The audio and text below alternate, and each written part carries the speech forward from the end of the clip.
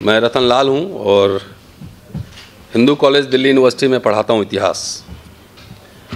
और नैकडोर की ओर से जो ये अपील है 28 तारीख को 1 बजे नेशन वाइड प्रोटेस्ट, इसके समर्थन में मैं आया हूँ। मुझे लगता है कि कुछ मुझे कहना ही पड़ेगा। बिल्कुल कहना ही है।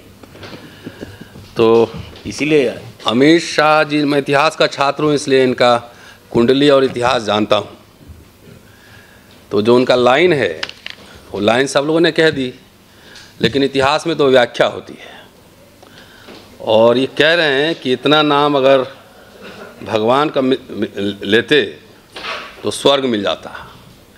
तो इसमें एक लाइन छुपा हुआ है, एक लाइन छुपा हुआ है, और वही लाइन छुपा हुआ है जो इनके पुरखे और पूर्वज हिंदू महासभा, आरएसएस, ये तमाम लोग सोचते थे।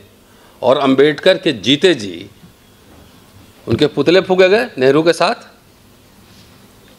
कल्याण प्रेस ने लगातार लेख छापे, हीन जाति अंबेडकर, हीन जाति अंबेडकर। तो उसका जो छुपा हुआ लाइन है कि इतना नाम अगर भगवान का लेते तो 7 जन्म तक स्वर्ग मिल जाता। इसका मतलब है कि इतना नाम अंबेडकर का लिए हैं तो नरक मिलेगा। यही इसकी व्याख्या हो सकती है। स्वर्ग का उल्टा जो है ना और कुछ नहीं हो सकता है, नरक ही हो सकता है। तो इनके मन में जो सोच थी अंबेडकर को लेकर, चलिए कम से कम आज देश में जितने लोग हमें सुन रहे हैं, 10 साल से ये बात हम लोग लगातार रिपीटेडली कह रहे हैं, 10 साल से, कि ये मूर्ति बनवाएंगे जरूर, भवन बनवाएंगे जरूर अंबेडकर के नाम पर, लेकिन उसी के नींव के नीचे अंबेडकर के विचारों को दफन कर देंगे। और ये बात अब आपके सामने स्पष्ट रूप से आ रही है। थोड़ी विस्तार से कह देता हूं तो थोड़ा आप समझ लेंगे। जब संविधान लागू हुआ, संविधान जब सौंपा गया, 4 दिन के अंदर ऑर्गेनाइजर का लेख है, आप लोग पढ़ चुके होंगे, सुन चुके होंगे, कि इसमें भारतीय कुछ भी नहीं है, ये पूरा वेस्टर्न सिविलाइजेशन से बोरो है। संविधान सभा का डिबेट से नहीं पढ़े होंगे। ये इनको समस्या जिन्ना से नहीं थी। भाई तुम अपना ले लो, ये तो हिंदू महासभा और मुस्लिम लीग मिलकर बंगाल में सरकार बनाई थी, साझा सरकार। तो इनको समस्या जिन्ना से, मुस्लिम लीग से नहीं थी। तुम अपना ले लो, हम अपना ले लेंगे। इनको समस्या थी अंबेडकर से और जवाहरलाल नेहरू से। दोनों वेस्टर्न एजुकेटेड थे, मॉडर्निज्म, लिबरलिज्म, सोशलिज्म, सेकुलरिज्म, इसमें विश्वास रखते थे। अंबेडकर को संविधान ड्राफ्टिंग कमेटी का चेयरमैन बनाया गया। और बाबा साहब को जो आइडिया आ रहा है स्वतंत्रता, समता, बंधुता, न्याय, वो मनुस्मृति से नहीं आ रहा है, वो आ रहा है बुद्धा से आ रहा है, वो आ रहा है रविदास से आ रहा है, वो आ रहा है कबीर से आ रहा है, वो आ रहा है तुकाराम से और फुले से। समस्या उनको वहाँ थी अंबेडकर से, इसलिए उस समय ये पुतले फूके गए, संविधान के खिलाफ लेख लिखे गए, अंबेडकर के खिलाफ लेख लिखे गए। और जो निकला है बेसिकली, जो आप लोकसभा चुनाव पूरा थोड़ा संदर्भ में देखिए। इस लोकसभा चुनाव में आरक्षण अंबेडकर और संविधान बना था मुद्दा, और इसकी वजह से जो 400 पार मांग रहे थे संविधान बदलने के लिए, लोगों ने 3 पांव पे खड़ा कर दिया। ठीक है साहब, 3 पांव पे खड़ा कर दिया। वो फ्रस्ट्रेशन वहां से निकल कर आया है। चलते चलते एक बात मैं और कह दे रहा हूं कि इनकी औकात नहीं थी, हैसियत नहीं थी इस तरह का स्टेटमेंट देने पर। दलितों पे एट्रोसिटीज हो रही है चुप रहने पर। इनके साथ जो दलित नेता हैं, दलित संगठन है, प्रत्यक्ष या परोक्ष रूप से जिनके कंधे पर पालकी ढोई जा रही है इनकी, हम उनकी भी भर्त्सना करते हैं। बाकी मांग आपके सामने रख दिया इन्होंने। भाई home minister must resign from the cabinet, at least prime minister और कैबिनेट मस्ट सैक हिम। तो ये दलित जितने और पिछड़े नेता जो उनकी भाषा बोल रहे हैं, हम आरएसएस से ज़्यादा उनकी निंदा करते हैं, क्योंकि उन्हीं के कंधे पर चढ़ के इनका कॉन्फिडेंस बढ़ रहा है, नहीं तो इतना सा नंबर। तो ऐसे बिकाऊ ने दलित नेताओं से भी हम सावधान करने यहाँ आए हैं और उनकी भर्त्सना भी कर रहे हैं। उस अमित शाह गृह मंत्री का मैं केवल 2 लाइनों में जवाब दूंगी। सजदा मेरे सर को तेरे संविधान से मिला, ये सम्मान भी मुझे तेरे संविधान से मिला। मिला होगा औरों को मुकद्दर से, लेकिन मुझे तो मुकद्दर भी तेरे संविधान से मिला। अमित शाह जो कहते हैं कि अंबेडकर करने से अगर आप भगवान का नाम लेते तो आप लोगों को स्वर्ग मिल जाता। मैं एक दलित समाज की महिला हूँ और हमसे बढ़कर स्वर्ग के बारे में कौन बता सकता है, क्योंकि जो हमारे पूर्वजों ने और मेरी महिला बहनों ने जो झेला है, जो नरकीय जीवन उन्होंने झेला है, और आज मैं आप सबके बीच में इस मंच पे बैठी हूँ, तो वो बाबा साहब के संविधान की बदौलत है। आप सभी के प्रयास से जो मेरे ज़मीनी स्तर के नेशनल लीडर यहाँ बैठे हैं, 28 दिसंबर को पूरे देश के अंदर एक आंदोलन होगा और जिसमें ऑल इंडिया अंबेडकर महासभा भी सबके साथ जोर शोर से आंदोलन करेंगे, क्योंकि 2 अप्रैल सभी के जहन में बैठा हुआ है और ये 2 अप्रैल से बड़ा आंदोलन होगा। मैं ऐसा आप सभी को विश्वास दिलाती हूँ, क्योंकि बाबा साहब उनके लिए केवल नाम है, हमारे लिए बाबा साहब एक भगवान है, क्योंकि हमने जो आज यहाँ अधिकार मिले हैं वो बाबा साहब की बदौलत है। तो मेरा सभी से प्रयास है कि हम सब साथ इस लड़ाई में मिलकर लड़ेंगे, क्योंकि ये सब हमारे स्वाभिमान की और हमारे सम्मान की लड़ाई है। आरएसएस और आरएसएस की पार्टी भाजपा की दलित विरोधी, संविधान विरोधी और अंबेडकर विरोधी विचारधारा से सभी वाकिफ़ हैं, हमको उस चीज़ को रिपीट करने की ज़रूरत नहीं है। लेकिन इतना ये कहूँगा कि मैं अमित शाह का धन्यवाद करूँगा, अपनी तरफ से धन्यवाद करूँगा, क्योंकि जिस तरीके से सुप्रीम कोर्ट के में बैठे ब्राह्मण जजों ने SC/ST एट्रोसिटीज़ एक्ट को खारिज करके हमारे समाज के युवाओं को उद्वेलित किया था और हमारे समाज को एक होकर के सड़क पर उतरकर अपनी ताकत दिखाने का मौका मिला था। और उसके बाद से थोड़ा सा एक शांति जैसी हमारे समाज में आ गई थी और अमित शाह जी ने उसको दोबारा भड़का दिया है, वो चिंगारी दोबारा सुलगा दी है। और मुझे विश्वास है कि ये आंदोलन आगे बढ़ेगा और काफ़ी दूर तक जाएगा। जैसे कि कहा जा रहा है सब जगह आज भी आंदोलन है और उत्तराखंड में भी सभी लोग उद्वेलित हैं इस विषय पर।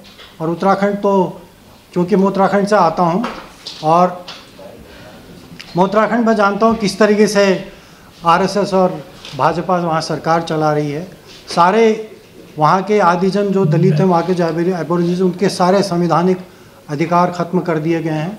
मैं बस यही कहना चाहता हूँ कि इस बार पहले भी उनको हमारी तैयारियों का उनको अंदाज़ा नहीं था, हमारी ताकत का उनको अंदाज़ा नहीं था, लेकिन इस बार उससे ज़्यादा तैयारी और उससे ज़्यादा ताकत उनको देखने को मिलेगी। जो इस कार्यक्रम का नेतृत्व कर रहे हैं गुजरात में जिग्नेश मेवानी है। जिग्नेश मेवानी जी को प्रेस कॉन्फ्रेंस में होना था, लेकिन वहाँ पर एक मूर्ति और तोड़ने की कोशिश की गई अहमदाबाद में, तो वो उसमें बड़ा कार्यक्रम है, उसमें शामिल हैं।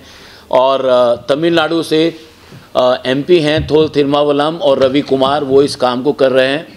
और राजस्थान में भंवर वेगवंशी हैं, बिहार में प्रशांत आनंद का बताया, झारखंड में गणेश रवि हैं।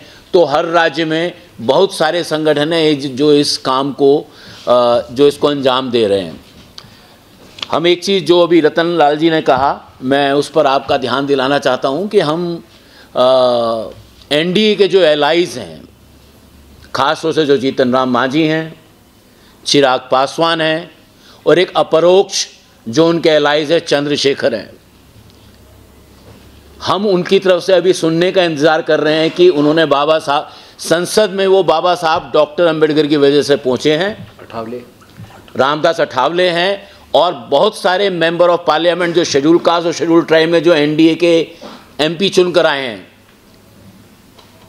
हम उनकी भी भर्त्सना करते हैं और हम पूछना चाहते हैं कि बाबा साहब के नमक का कर्ज वो कब चुकाएंगे। उनके सामने बाबा साहब डॉक्टर अंबेडकर का अपमान होता रहा और ये सारे के सारे नेता खामोश बैठे रहे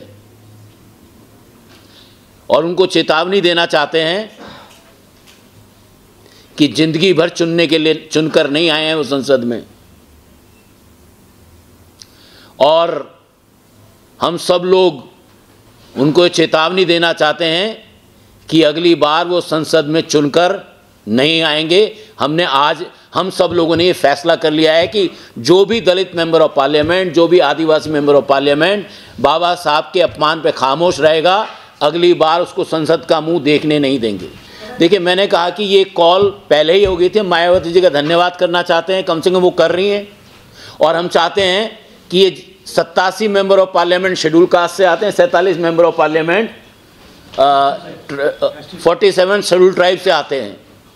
ये सारे के सारे मेंबर ऑफ पार्लियामेंट अगर बाबा साहब और के प्रति उनका कर्ज है तो बाबा साहब के अपमान के खिलाफ अपने अपने क्षेत्र में करते क्यों नहीं। हम चाहते हैं वो करें, जिससे कि सरकार पे दबाव बने और गृह मंत्री को मजबूरन इस्तीफा देने पे मजबूर होना पड़े, कि चाहे नीतीश की पार्टी के लोग हों, चाहे चंद्रबाबू नायडू की पार्टी के लोग हों या आज़ाद समाज पार्टी के लोग हों, सब खामोश बैठे हैं।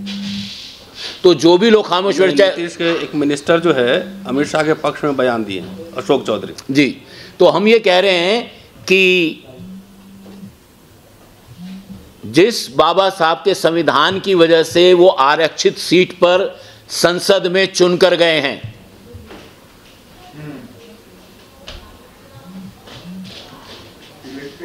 और उस संविधान के तहत अगर वो संविधान के निर्माता का सम्मान के लिए आवाज नहीं उठा सकते तो हमारे दलित समाज की, आदिवासी समाज की आवाज कैसे उठाएंगे? जो संविधान के निर्माता के सम्मान की आवाज नहीं उठा सकते, वो दलित समाज की आवाज कैसे उठाएंगे? वो आदिवासी समाज की आवाज कैसे उठाएंगे? कि कोर्ट के अंदर उस सोच वाले जज बहुत बन गए हैं और हमें उनसे बिल्कुल उम्मीद नहीं है, क्योंकि पिछले 10 सालों में हमने जो उनके जजमेंट एज एन एडवोकेट उनको हमने पूरी क्रिटिकली उनको एनालाइज किया है, बहुत अच्छे से अध्ययन किया है। तो बहुत सारे जजमेंट तो ऐसे हैं जो संविधान को, कानून को ताक पे रख के आस्था के ऊपर आधारित हैं या प्रीजुडिस हैं। हमें वहाँ बिल्कुल न्याय की भरोसा नहीं रहा है। पूरे देश में 90% लोग आज सर्वोच्च न्यायालय और उच्च न्यायालयों के बहुत सारे जजों, सबको नहीं, अच्छे जज भी हैं, लेकिन बहुत सारे जजों पर उनका भरोसा उठ चुका है। उनके शब्दों में, उनके जजमेंट्स के अंदर भी पढ़ने के बाद लगता है कि उसमें न्याय की भावना नहीं है, बल्कि प्रिजुडिसनेस है। हमारे समाज के लोग बहुत बारीकी से अध्ययन कर रहे हैं, देख रहे हैं, और निश्चित तौर पर हर चुनाव में उसका जवाब दिया जाएगा, समाज जवाब देगा।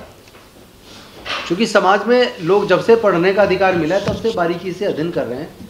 अपने केवल अपने फ्यूचर के लिए अध्ययन नहीं कर रहे, बल्कि वो ये भी अध्ययन कर रहे हैं कि हमारी राजनीति किधर जा रही है और हमारे नेता बोल क्या रहे हैं और संविधान ने हमें क्या दिया और सरकारों ने हमारा क्या छीना।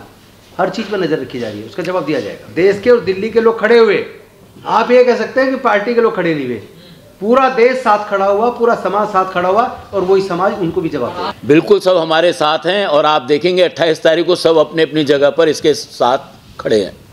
एक minute, let me add one thing more. ये लड़ाई SC/ST सांसद की खाली नहीं है।